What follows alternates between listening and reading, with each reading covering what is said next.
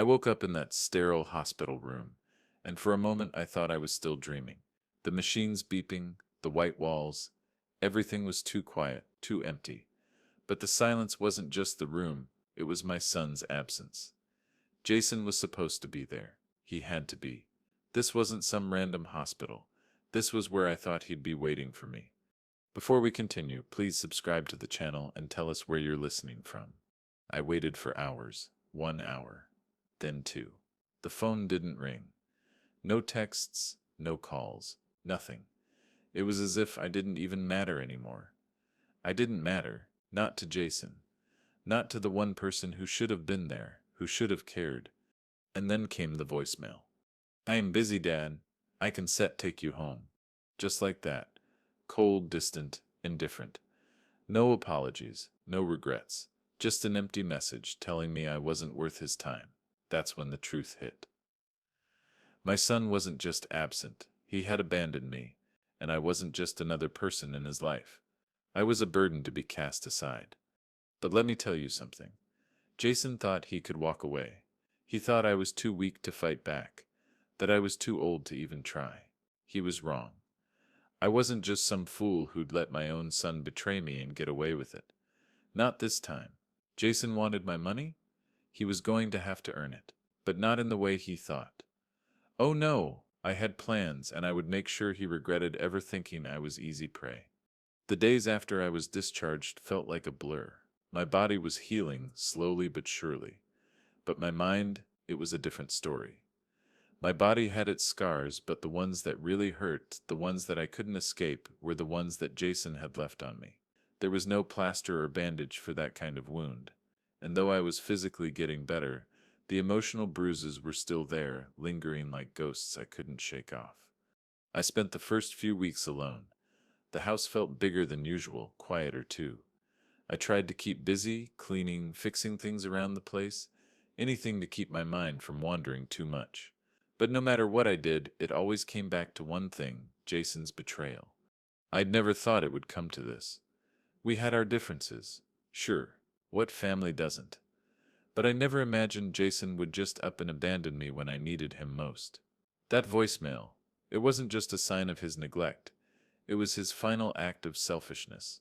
I had always been there for him, even when I didn't have much to give. But he had made it clear he didn't need me anymore. It took me a while to even go through the motions of getting back to normal. The days dragged on, and yet something inside me shifted.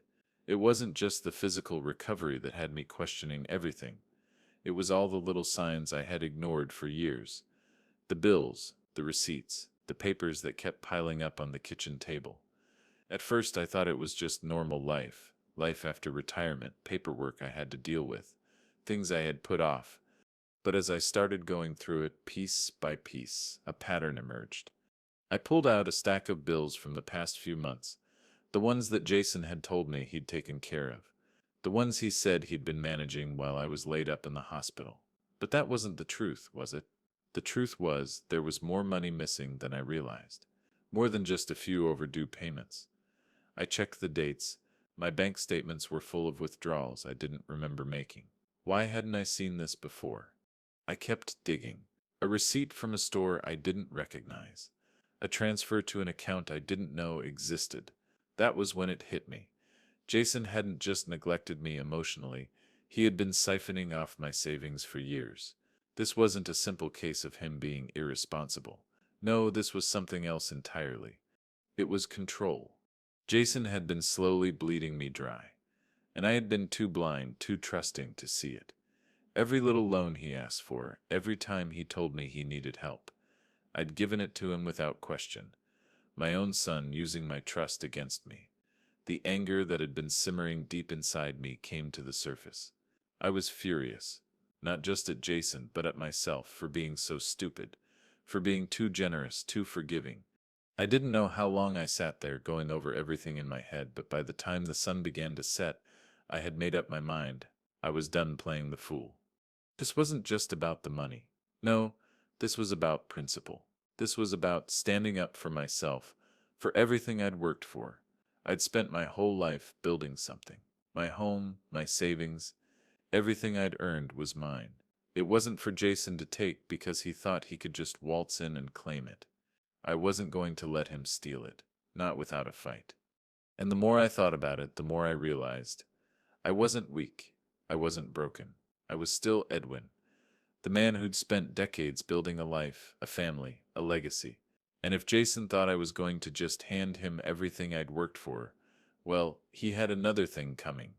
But I wasn't going to fight him blindly. No, I needed a plan. Something methodical. Something smart. So I called Margaret. She was the first person I reached out to after everything. She'd known me for years, knew me before I had money, before I had anything. She was one of the few people who could still see me for who I was, not for what I had. When I explained what had been going on, she listened. She didn't judge me, she didn't pity me. She just told me what I needed to hear. "You're not alone in this, Edwin," she said. "You still worked hard for everything you still got. You don't owe him anything. And I said help you whatever you need." She was a solid rock in my world of uncertainty, and I was going to need that more than ever. Then came Lucas. He was a former coworker of mine. We hadn't been close over the years, but there was a time, a long time ago, when I helped him out of a tight spot. He owed me, sure, but that wasn't why I reached out to him. No, it was because Lucas was a man who respected loyalty, who knew the value of family, and I needed someone like him on my side. I laid everything out for him. What Jason had been doing, what I had discovered, everything. He didn't said flinch, didn't said hesitate. He just nodded, said, "Let Seds take him down." And that seps when the real work began. I had a team. I had a plan, and Jason, well, he had no idea what was coming. This was it, the beginning of the end. I wasn't just recovering from surgery anymore. I was recovering my life, my dignity. And I was going to make sure that Jason paid for everything he'd done. It was time to fight back. I didn't waste time. Once I realized what Jason had done, there was no more room for second guessing. I had a mission now, and every step I took needed to be calculated, precise. No room for mistakes. I was playing the long game, and Jason had no idea I was already 3 steps ahead. The first thing I did was dig into everything. My finances, his finances, everything. It was time to uncover the full extent of what Jason had been doing behind my back. So I gathered every document I could find. Bank statements, receipts, contracts, the old will. Every little piece of paper that had Jason's name on it, I was going to examine. This wasn't about revenge anymore, it was about exposing him, showing the world who he really was. The first surprise came when I checked the insurance policies. The ones I had kept updated over the years. I'd always been meticulous with my financials, something I was proud of. But there it was, an unauthorized change to one of the beneficiaries. Jason, it wasn't even a recent change. It had happened months ago, right under my nose. I hadn't noticed. But now, with everything else I was uncovering, it was all starting to add up.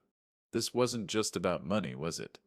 Jason had been trying to manipulate me for years.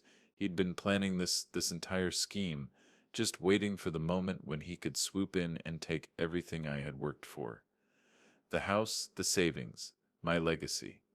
It was all part of a bigger plan, and I'd been too blinded by my own trust to see it. I knew I needed help. This wasn't something I could handle alone, not when I was up against my own flesh and blood.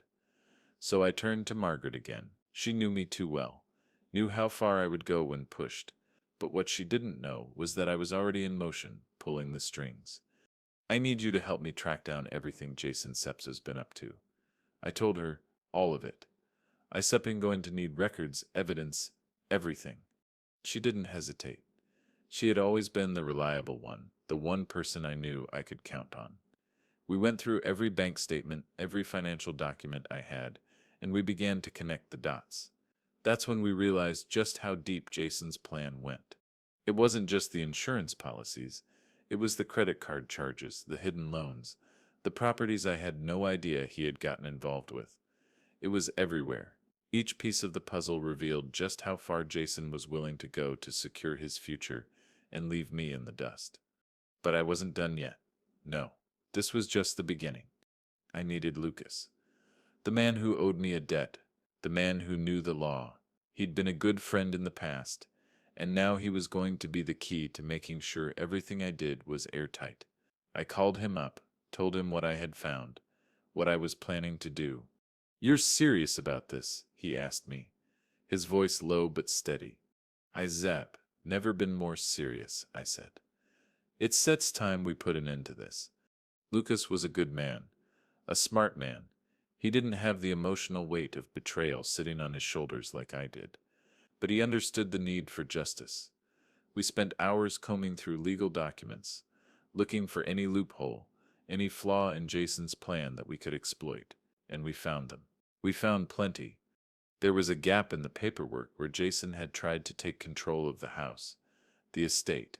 The problem was there was no official document saying he could do that, not without my signature. But Jason didn't care about rules, he never had. The arrogance that had driven him to manipulate me had blinded him to the details. He thought he could get away with it. But that sets where I had him. I reached out to a lawyer I trusted, a man who knew the ins and outs of estate law. We made sure everything was in order, everything was airtight. If Jason tried anything, it wouldn't take long for it all to crumble. By the time we had all the evidence, I could almost taste it. The victory, the sweet satisfaction of knowing that Jason's arrogance, his greed, would be his downfall. He thought he could just walk into my life and take what he wanted. But he was wrong.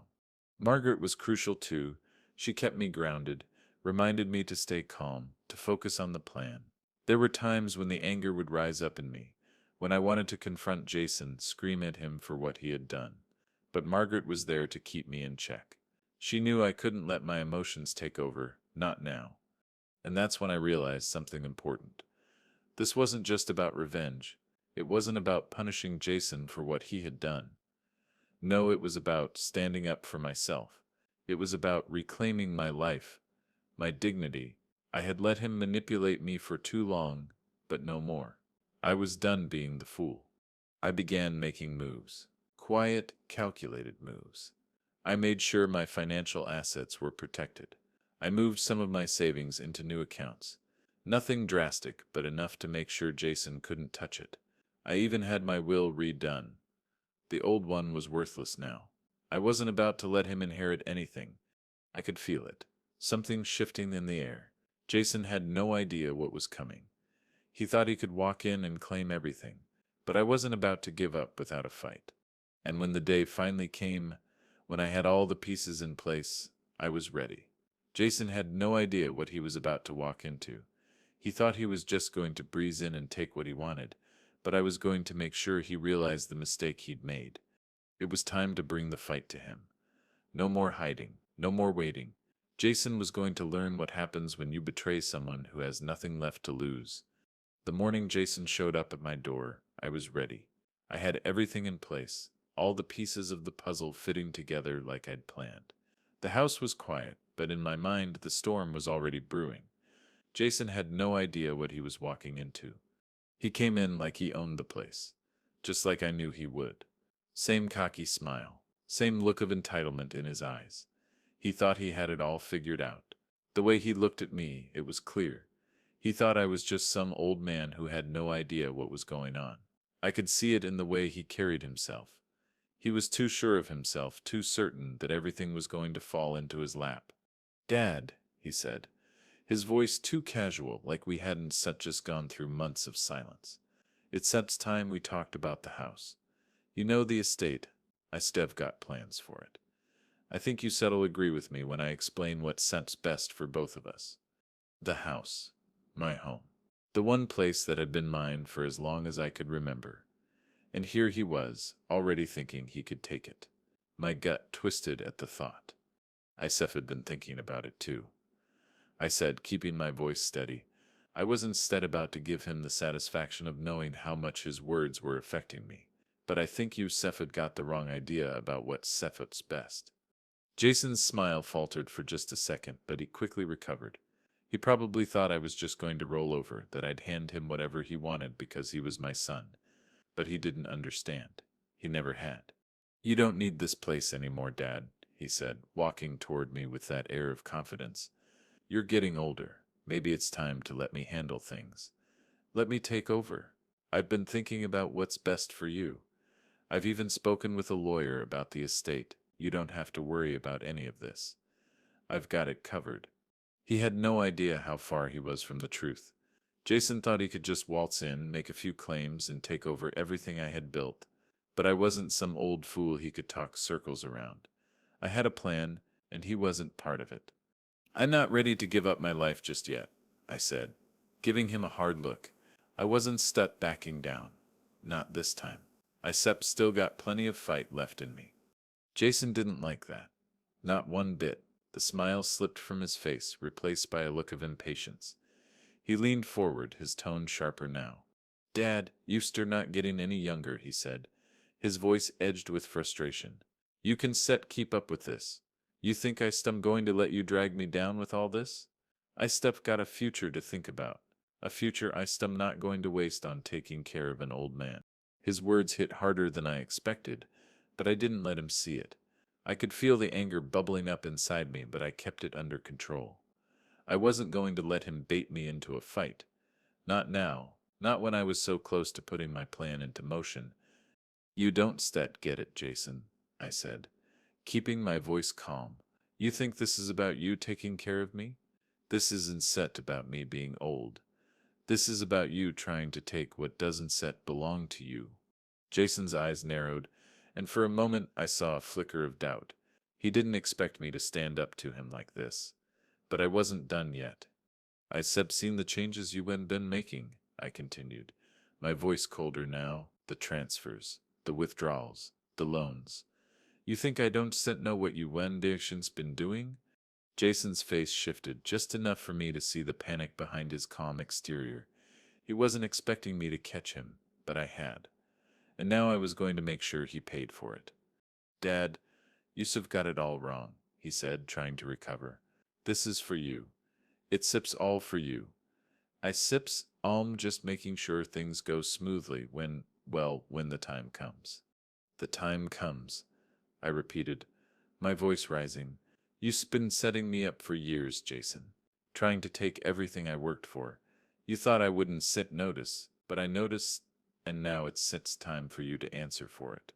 Jason took a step back, his confident demeanor cracking for the first time. I could see the wheels turning in his head, trying to figure out what I was really getting at, but he didn't know. He didn't realize that I had already moved my assets, shifted my will, and planned every move with the precision of a chess player. Yous have been taking money from my accounts, altering my policies, changing things without me knowing, I said, ticking off the points. You thought I would catch on. You thought I was too weak to fight back. But now yous have underestimated me. And that's your mistake. Jason opened his mouth to speak, but I cut him off. I'm not done, Jason, not by a long shot. The silence between us stretched long and tense. I could see him trying to process what I was saying, trying to piece it together in his mind, but he wasn't going to be able to, not until it was too late. I've already spoken to the lawyer, I said, my voice cutting through the silence. Everything you've been doing is illegal.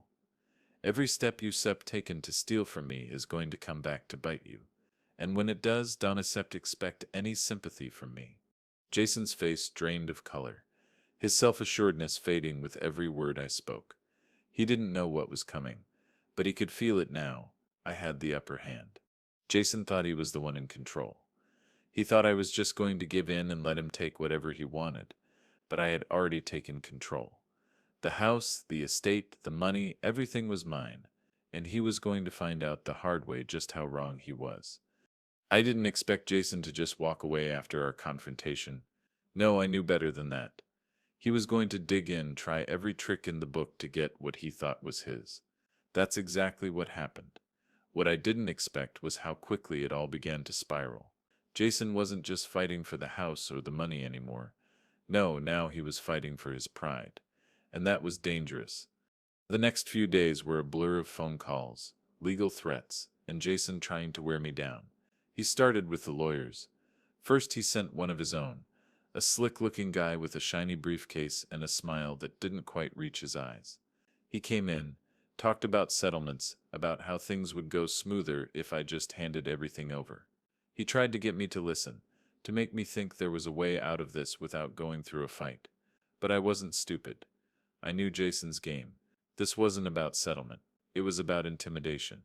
He thought if he could make me back down with a show of force, I'd just give in. I shut the door on that lawyer, made sure Jason got the message loud and clear. But that only seemed to make him more desperate. He upped the ante. Threats started coming in, not from lawyers this time, but from Jason himself. Dad, you start making a huge mistake. You start just making things harder for yourself, he said over the phone one evening. His voice was cold, too calm. I could hear the underlying anger in every word. You still see. I still make sure you regret not taking the easy way out. It was laughable, really.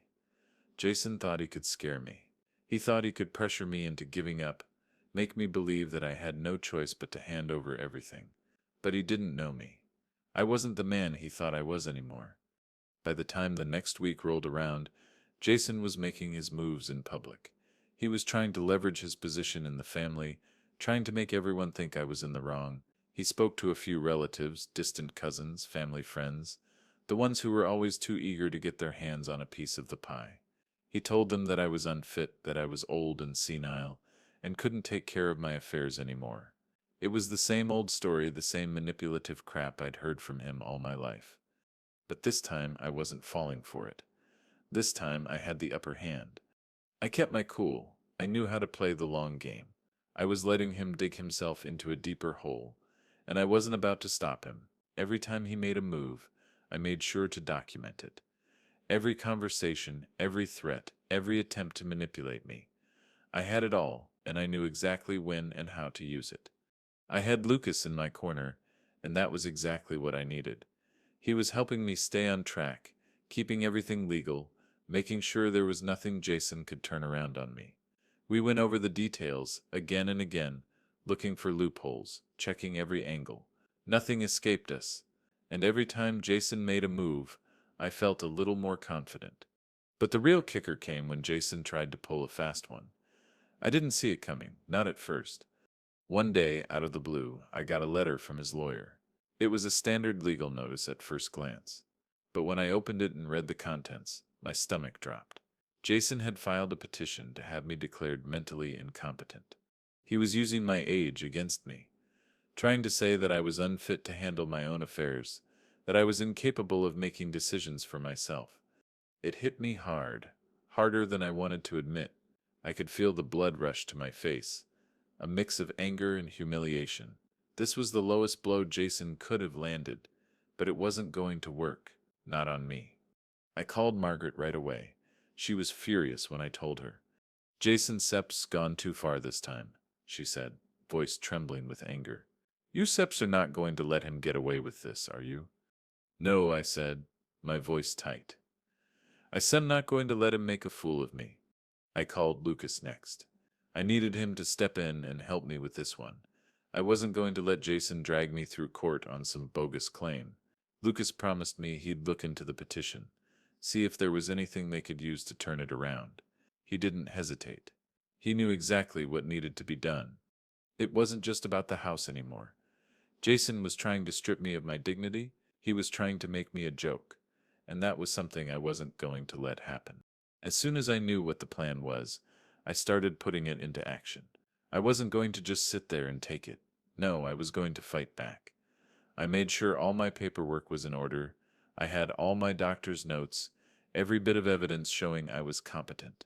I wasn't going to let a judge or anyone else doubt me. This was going to be a battle for my life, and I was going to win. I didn't tell Jason what I was doing. He had no idea what was coming. Every time he thought he was outsmarting me, I was a step ahead.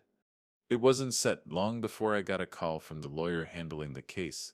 Mr. Walters, he said, we reviewed the petition your son filed. Based on the evidence, we not going to allow this to proceed.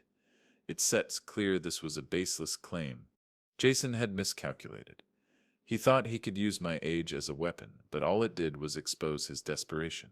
Jason thought he could use the system against me. But the truth was, he wasn't just fighting for my estate anymore. He was fighting against me, against everything I stood for. And I wasn't about to let him win. Not now. Not ever. By the time I realized just how far Jason was willing to go, I had already begun to make my own moves. But that didn't stop him. No, if anything, it only fueled his arrogance. Every time he thought he had the upper hand, every time he thought I was down for the count, he made a misstep. And I was there, watching, waiting for the right moment to strike. It was early one Monday when I got the first call from Jason's lawyer again. They were trying to pressure me into a quick settlement. Jason had come up with some convoluted plan about the estate, claiming that I was intentionally trying to hide assets from him. They wanted me to sign off on some agreement, a settlement that would guarantee him a portion of everything I had. They made it sound reasonable, even fair, but I knew better. I didn't need a lawyer to know that it was a trap. Jason wanted to wear me down. He wanted me to make a mistake, to be so exhausted by his games that I'd cave in and give him what he wanted without a fight. But that wasn't going to happen, not on my watch. I called Lucas. "We said we're not backing down," I told him, voice steady. "Jason Sepp's not getting a penny more than he deserves. We said we're not signing anything until Sepp's had a chance to go through it all with you." "I shall get the paperwork," Lucas replied immediately. "We shall find the loopholes, Edwin. He shall been making this worse for himself. I shall been telling you." And he was right. Jason's strategy, while bold, was flawed. He was too eager to take everything from me, and in his greed he was making mistakes. Public mistakes. The more he pushed, the more he exposed himself. He underestimated me. He underestimated my ability to see through his lies and manipulations. But I had to be patient. I couldn't rush this. Jason was making a show of it, talking about the estate to anyone who would listen, throwing accusations around about how I was deliberately withholding information. He was playing dirty, but that was fine. I could play dirty too. It was time to lay the groundwork for my next move. I began talking to Margaret more. She was a steady influence in my life, reminding me not to get too emotional, not to let anger cloud my judgment. She knew me too well. Every time I wanted to make a rash decision, she'd remind me to wait, to keep my cool. It wasn't just about winning anymore. It was about making sure Jason paid for what he had done, in the most methodical and just way possible. The more I thought about it, the more I realized how carefully Jason had planned this. It wasn't just about getting my house or the money anymore. This was about his pride, his image. He wanted to show the world that he was in control, that I had been nothing but a pawn in his game, and he had no idea just how wrong he was. But as much as I hated to admit it, I needed him to keep going. I needed him to believe he had the upper hand for just a little longer. He was making it easier for me to expose him. All the evidence I needed was right there, slipping out of his mouth every time he made a public statement about me. The more he talked, the more I saw his mistakes. One afternoon, after a particularly heated phone call with his lawyer, I knew I had enough. Jason had finally made a critical error. His lawyer had slipped up, said something they weren't supposed to, something that gave me a glimpse into Jason's plan. They had been trying to force me into signing something that would have given Jason control of the entire estate, the house, everything without any real legal backing. The next day I called Lucas. He wasn't set expecting it, but I could hear the eagerness in his voice when I told him what I had. "I sep's got what we need," I said. "We zech going to use this against him." Jason had made the fatal mistake of thinking that his lawyer's tactics were foolproof, but he hadn't accounted for me. I had been paying attention every step of the way, and now I had him cornered. But I wasn't going to make the mistake of rushing in. Not yet. I knew Jason would try to backpedal, to smooth things over with his lawyer and come up with some new excuse. But I had everything I needed to put him in a position where he couldn't recover. I was going to make sure he couldn't escape what he'd done. Every lie he'd told, every document he'd forged, it was all going to come crashing down. Lucas and I went through the new evidence carefully, making sure we were solid on all fronts. If we were going to expose Jason, we needed to be flawless. This wasn't about anger, this was about justice. By the time the next court date came around, Jason was starting to get nervous. He knew I had the upper hand. He could feel it, but he wasn't going to back down. Oh no, he was too proud for that. He was going to try to manipulate the situation one last time. He thought he could bluff his way through. He was wrong. When the day of the hearing finally arrived, I was calm, too calm. I had everything prepared. I had every piece of evidence lined up, ready to be presented at the right moment. I didn't need to make a scene. I didn't need to shout or argue. All I had to do was wait for the right time, and when it came, I would expose him for the fraud he was. Jason was sitting across the table from me, his lawyer whispering in his ear, trying to give him confidence, but I could see it in his eyes. He knew he was losing. He knew he couldn't win this. Not anymore. The storm was closing in on Jason. It was only a matter of time before everything he had built, all the lies he had told, came crashing down. And when it did, I would be there, standing tall. He was going to regret everything he had done to me, to this family. He was going to regret ever thinking he could get away with it. The day of the press conference, I was ready. Jason thought he was walking into a victory. He thought he had everything under control. He'd spent weeks preparing his case, building his story, feeding the press exactly what he wanted them to hear. He was the victim, the rightful heir, the man who'd been wronged, the poor son who had only wanted to help his father, who had been cruelly denied what he was owed. He was going to present it all to the world, make his case, and everyone would be on his side. That was his plan. Anyway. But I had a different plan. By the time we walked into that conference room, I had everything in place. Every piece of evidence, every detail Jason had so carefully hidden was now ready to be exposed for everyone to see. The lies, the deceit, the manipulations, everything he had done to get me into this position would be laid bare, and I was going to be the one to do it. The room was packed with reporters, cameras flashing, microphones poised, eager to capture the drama. Jason stood at the podium, a look of quiet confidence on his face, ready to begin his well-rehearsed speech.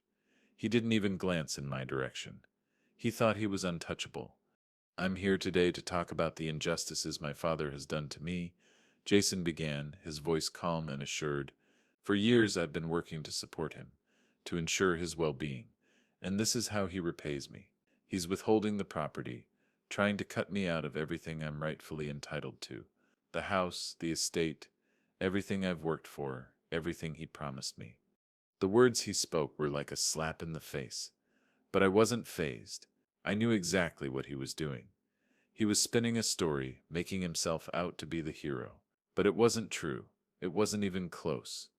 When he finished his opening statement, the reporters scrambled for questions, eager to hear more. Jason looked around, confident that his story was going to win over everyone in the room. But I wasn't done yet. It was my turn. I stepped up to the microphone. The room fell silent. Every eye in the room shifted toward me, curiosity piqued by my sudden presence. Jason's gaze flicked over to me, his smile faltering ever so slightly, but he quickly regained his composure. He had no idea what was coming. "I'm here to set the record straight," I began, my voice steady, calm, and unwavering. "Everything Jason has told you up until now has been a lie. A carefully constructed narrative that he's been spinning for months, trying to manipulate the public and the courts into believing he's the one who's been wronged. But in reality, he's been trying to steal what doesn't belong to him." The room was still. Everyone was listening. Jason's expression shifted, his confidence faltering as the tension began to build. "I've got evidence," I continued, pulling out a folder from under my arm. The sound of paper rustling echoed in the silence. Documents that proved Jason's actions over the last year. The fraudulent withdrawals, the changes to my will, the forged signatures. He's been using his position as my son to manipulate me, to siphon off my money and assets. And now he's trying to use this public platform to convince you all that he deserves what's mine. I held up the first piece of evidence, a bank statement with Jason's name highlighted in bold.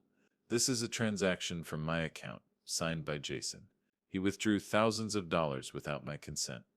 And these are just the withdrawals he couldn't hide. This isn't just negligence. It's theft." I saw Jason's face turn pale, but I didn't stop. I wasn't done yet. I had more to expose. I pulled out the next document, an email chain between Jason and a lawyer, one that Jason had tried to keep under wraps. "This email," I said, "proves that Jason tried to convince my lawyer to forge a legal document that would transfer full control of my estate to him. He didn't just want my money, he wanted to make sure that I had no say in the matter. Jason shifted uncomfortably, his eyes darting from the documents to the reporters, but he couldn't stop me now. The evidence was irrefutable. Here, I said, presenting the final piece. This is the change to my insurance policy, which Jason arranged without my knowledge or consent. He made himself the sole beneficiary of my life insurance. This wasn't a mistake, and it wasn't a matter of him helping me. This was a deliberate attempt to secure everything I've worked for, all for himself. The room was still. Jason stood there, frozen. His face was red with rage, but he didn't know what to say. Every move he'd made to manipulate me, to force me into a corner, was now out in the open for everyone to see. I don't want revenge, I said, my voice firm and unwavering. I'm not here to destroy my son. I'm here to make sure the truth comes out. Jason doesn't deserve what I've built, not after what he's done. And if the courts agree with me, this estate, this house, everything I've worked for will remain with me, my hard work, my sacrifice. I paused, letting the weight of my words hang in the air. You can take what doesn't belong to you, and you can steal from the people who love you. The room exploded into questions, but Jason's lawyer immediately stepped forward, trying to put a stop to the chaos. But it was too late. The damage had been done. The truth was out, and Jason's carefully crafted image was shattered. Jason stood there, caught in the web of his own lies. His plan had backfired. He had thought he could control the narrative, make himself the victim. But the truth was on my side, and it always would be. This was the beginning of the end for Jason.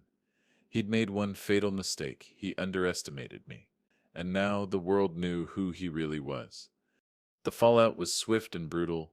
Jason hadn't just lost the support of the press, but of most of the people who had been on his side. Once the truth came out, everything he had worked so hard to manipulate started to crumble around him. The lies he'd told, the web of deceit he had spun, it all came crashing down. After the press conference, the calls started flooding in. Lawyers, family members, even people I hadn't spoken to in years were reaching out, expressing their disbelief over Jason's actions. The truth was out, and Jason had no one left to hide behind. But what really hurt him wasn't the public humiliation, it was the consequences that followed. Jason had miscalculated in more ways than one.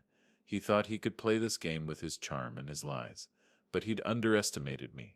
More importantly, he had underestimated how many people were willing to turn their backs on him once they saw the truth.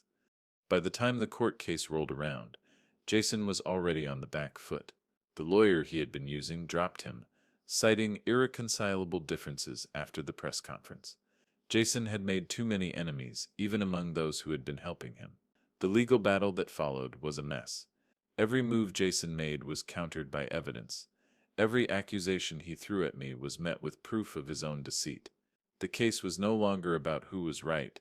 It was about exposing everything Jason had done and making sure he paid for it. The damage to his reputation was irreversible. Even people who didn't know the full story could see the pattern. Jason had been so consumed with greed and entitlement that he didn't care who he hurt along the way.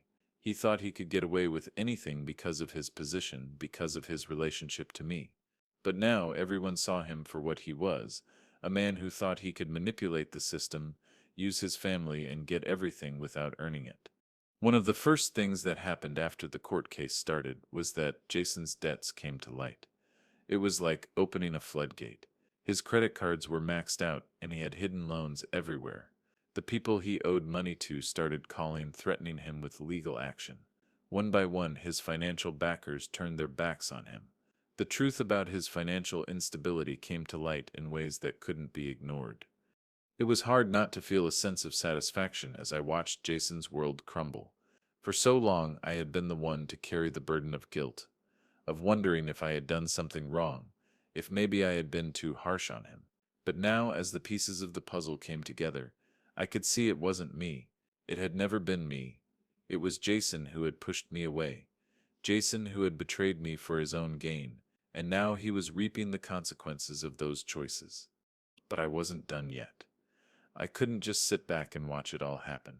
No, there was still something more that needed to be done. I wasn't just fighting for my money or my house anymore. I was fighting for something deeper, something that Jason had never understood. I called Lucas the day after Jason Sapp's debts were exposed. "We've got to make sure this ends," I said, my voice grim. "We can let him get away with this." "I know," Lucas replied. "We still make sure he's held accountable for everything he's done." We went over everything again, piece by piece. The court filings, the evidence, the financial records. Jason's actions were starting to have real-world consequences. He was getting hit from every angle and there was no way out. His assets were frozen, his accounts seized, and soon even the house he thought he could control was no longer his. Everything he had worked for, everything he thought he was entitled to, was slipping through his fingers. But what really struck me was how much he had lost emotionally. The people who had once been closest to him, friends, distant relatives, even his girlfriend, started pulling away. They all saw the truth. Jason wasn't just a man who had made a mistake, he was a man who had destroyed everything he had because of his greed and arrogance. The most painful part for Jason was the realization that he had lost me. I wasn't just his father anymore, I was his enemy. And in the end, that was the hardest part for him to swallow. He had never understood that family meant more than money or possessions. He had always thought he could control everything, but he couldn't control me. I didn't want to destroy him. That wasn't the point. The point was that he needed to face the consequences of what he had done. I wasn't going to let him walk away from this, not after everything he had tried to take from me. This wasn't about revenge anymore. It was about justice. About making sure the truth came to light. About making sure the people who manipulate and betray others don't get away with it. In the end, Jason lost everything. His reputation, his finances, his relationship with me, it all crumbled. He had no one left to turn to, no one who would support him. The final blow came when the court ruled in my favor, confirming that my estate was mine to control. Jason had no claim to it and the legal battle was over. He had lost. But what was even more painful for him than losing the estate was the realization that he had lost me forever. That was something he could never get back. And as I stood there watching him walk away, I realized one thing: Jason didn't just lose his inheritance, he lost everything that truly mattered. The court ruling came down a month later. Jason had tried every tactic he could, used every lawyer, every excuse, every lie he could muster. But in the end, it didn't matter. The law was on my side, and the evidence was too overwhelming for him to escape. My estate, my house, my life, it was all mine again. The hardest part of it all was the silence that followed. For years I had lived in the noise of family gatherings, arguments, and petty grievances. But when Jason lost, when he walked out of the courtroom a broken man, the quiet that settled over me was deafening. It wasn't just the victory that felt strange, it was the emptiness that followed. Jason had been my son. He had been the one person who was supposed to stand by me. But now he was gone. And I wasn't sure if I was relieved or sad. I spent the next few weeks adjusting to the new reality. The house was still mine, but it felt different. The walls seemed to close in on me sometimes, as if the house itself was holding its breath, waiting for the next chapter to begin. The financial strain that had been weighing on me for months was gone, and the weight lifted from my shoulders was almost too much to bear. I had reclaimed my life, but in doing so I had lost something that could never be replaced. Margaret was the first person I called when the court's final decision came through. She had stood by me through everything, never wavering. We talked for hours that night, reflecting on everything that had happened, from the first betrayal to the final victory.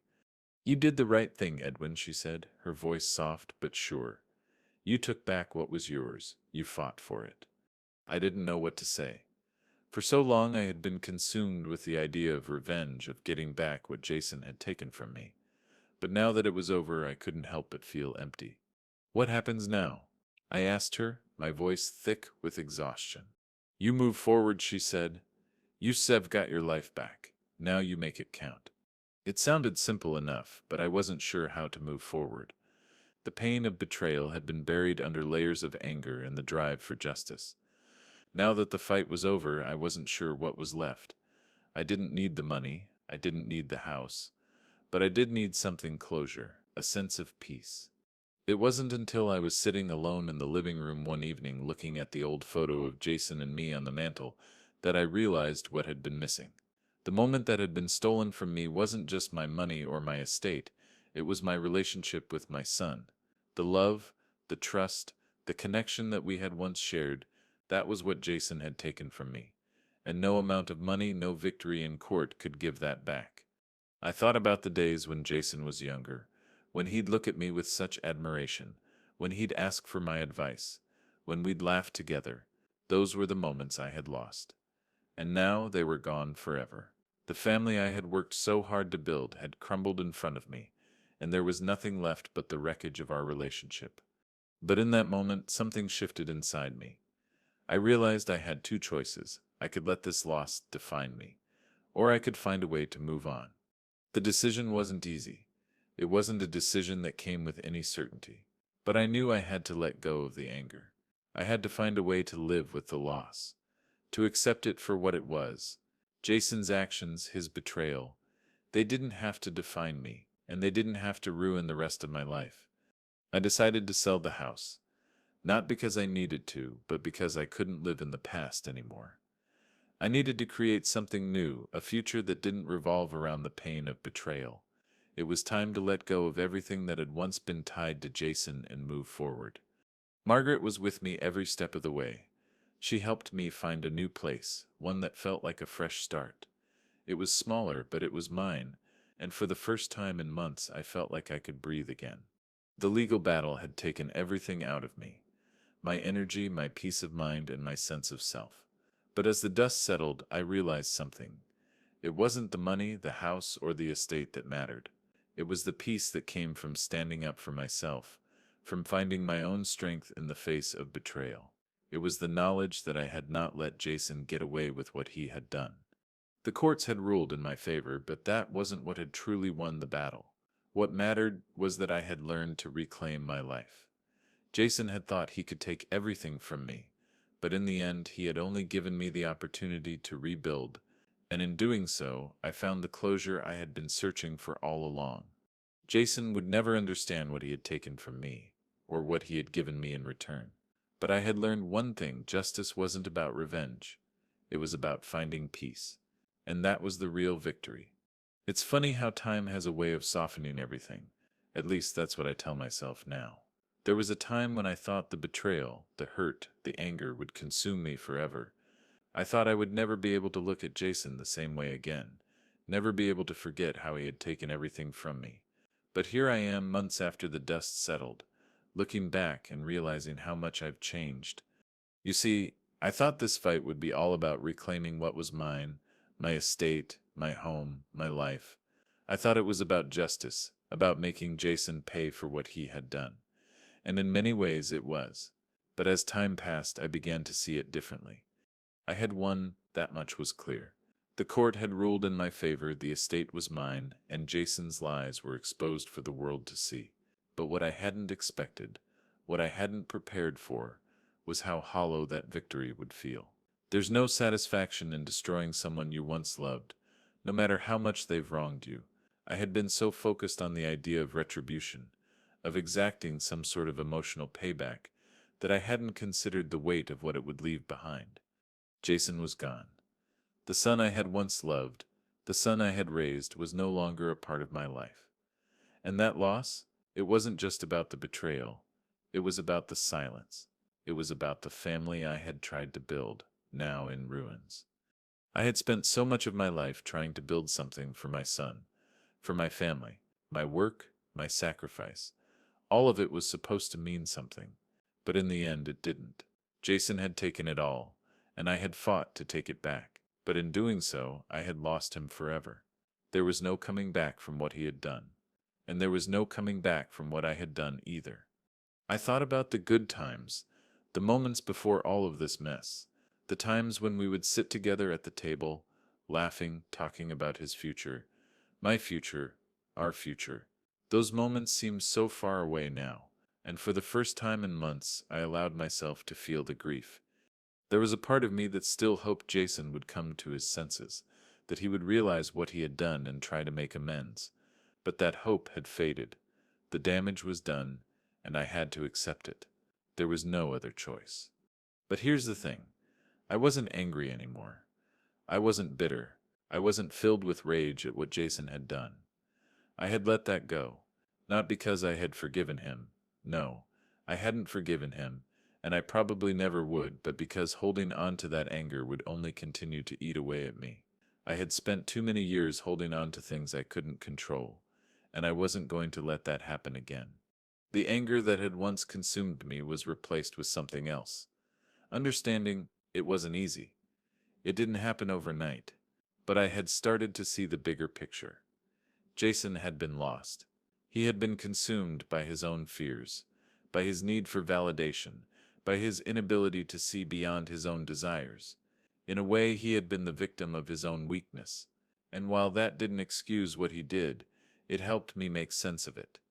I think about the first time I held him in my arms, the way he looked up at me with such trust, such admiration. The love I felt for him in those moments was overwhelming, but over time, things changed. Jason grew older, and with that came a sense of entitlement, a belief that the world owed him something, and I, as his father, had failed to see it. I had failed to teach him the most important lesson of all, that family is about more than what you can take. It's about what you give. I couldn't change the past. I couldn't go back and fix the mistakes I made as a father, but what I could do was move forward. What I could do was let go of the resentment, the bitterness, and find peace with what had happened. I think that's what justice really is. Not revenge, not punishment, but peace. True peace comes from acceptance. It comes from letting go of the things that weigh you down. As I sit here now in this quiet house, I realize I've learned something through all of this. It wasn't about the money or the house or even the victory in court. It was about finding my own strength, about standing up for myself when I had nothing left. And more than that, it was about understanding that letting go of the things you can't change is the only way to truly move forward. I still think about Jason. I still wonder what happened to him, how he's doing. But I don't wish him ill. I don't wish him anything. I simply wish him peace. Because at the end of it all, that's what we all want, isn't it? Peace. I don't know what the future holds. I don't know if Jason will ever come back, if he'll ever see the error of his ways. But I do know this, I've reclaimed my life, and I'm not going to let anyone, least of all him, take that from me again.